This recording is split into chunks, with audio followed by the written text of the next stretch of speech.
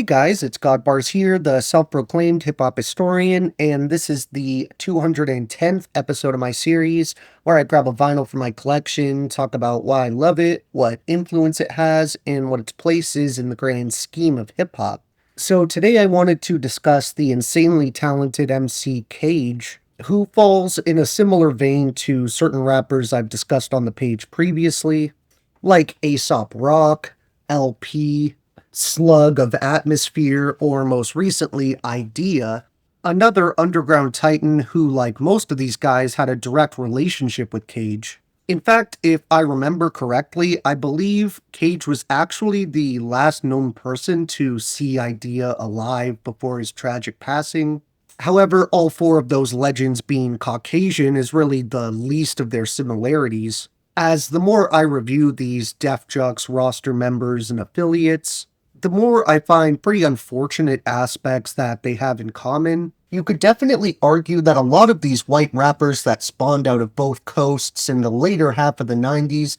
first steamrolled a place for themselves in the game after suffering traumatic and usually abusive childhoods, then using that pain and mental anguish to help inspire the creation of their art. Of course, it isn't a competition of who had the most unpleasant and fucked up childhood, but Cage would certainly fare pretty well if it was, with a backstory that makes the average person's upbringing seem like a trust fund kid's life. I don't always delve too much into the personal lives of the artists I cover on this channel, but I do want to share a couple of the notable events that shape not just his sensibilities as a writer and MC, but I have to assume they played a giant role in making Cage who he became as a person. Also, while there's heaping amounts of insight about his childhood and upbringing throughout his insanely consistent discography, I didn't really know the full extent of the pretty morbid hand of cards this dude was dealt and subsequently forced to play out until doing the research for this video.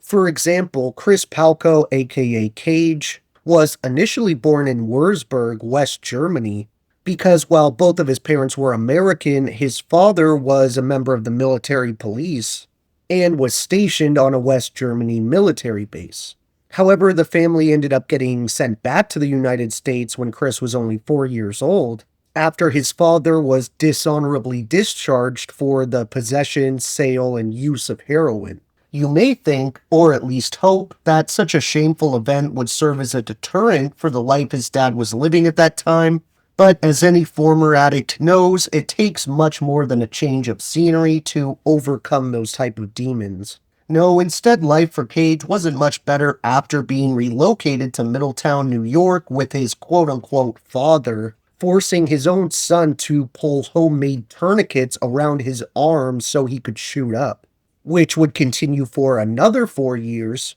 until at the age of 8, this shining example of a father figure would be arrested during a standoff with state troopers after threatening his family with a shotgun. That's honestly still just the tip of the iceberg, as even after the removal of that scumbag from his life, Cage would be abused and beaten by one of his stepfathers regularly, and eventually end up falling into a myriad of substances, doing everything from your typical weed and alcohol, all the way to cocaine, acid, and PCP. He would end up facing a number of arrests due to street fights and drug possession, and then to avoid the jail time he was facing for breaking his probation, his mother managed to convince the judge that he was mentally unstable. This would ultimately set Cage on the chain of events that led to him crafting Agent Orange, the lead single for his debut album here, Movies for the Blind. He was sent to a mental institution called the Stony Ledge Psychiatric Hospital,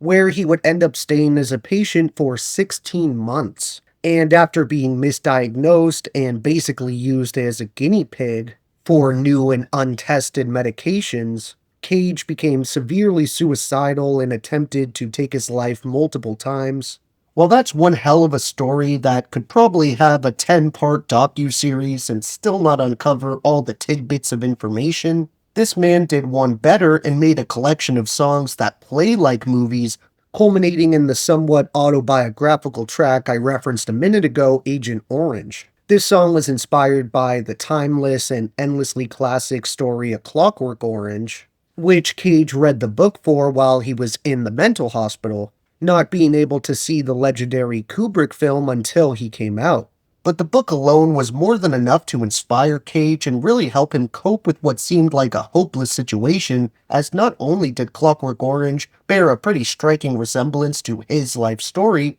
but in that tale, the main character Alex was also 15 years old, which was the exact same age Palco was when he was reading it in the institution. Also, while Cage may be a lyrical monster with a keen intuition when it comes to flow and vocal inflections, the thing that's always really impressed me about his work is just how consistent his discography has stayed over the years, despite the changes in style and sound. I know certain fans didn't appreciate the slower and less emphatic approach he took to later projects like 2009's Depart From Me or 2013's Kill the Architect, but if anything, he was just proving how ahead of the curve he was, experimenting with genres and ideas that contemporary hip-hop wouldn't catch up to for years, if at all. Personally, my favorite project from Cage would probably have to be his 2005 LP Hell's Winter, but since I haven't gotten my hands on that vinyl yet, I opted to discuss his debut here instead,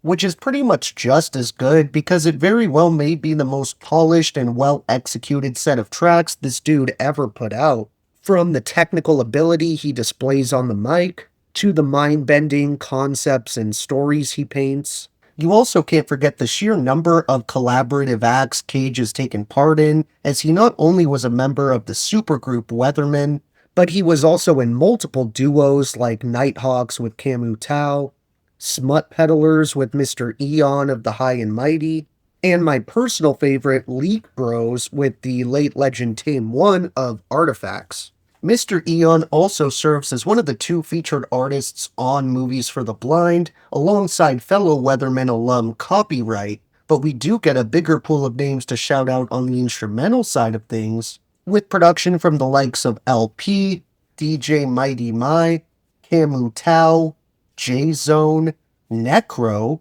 Red Spider, RJD2, and the Ghetto Professionals. For my top favorite tracks on this one, I coincidentally chose 3 tracks that actually play in succession, those being Among the Sleep, Agent Orange, and A Suicidal Failure. When it comes to my honorable mentions, I narrowed it down to Morning Dips, Escape to 88, Down, The Left-Hand Path, Teenage Death,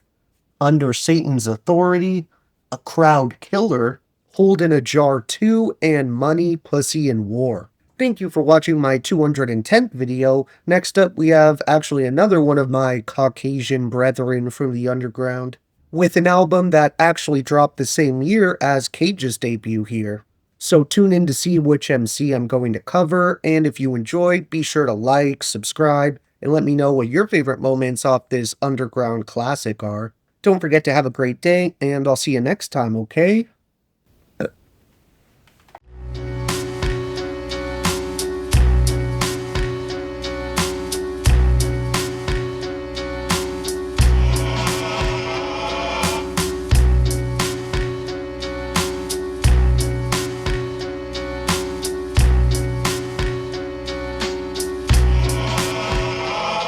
Look, the key to my soul is locked in the cage it opens. The framework was made from my own rib cue. What came first, the crack or the crack lighter? Whichever one the first fiend used to bring back fire.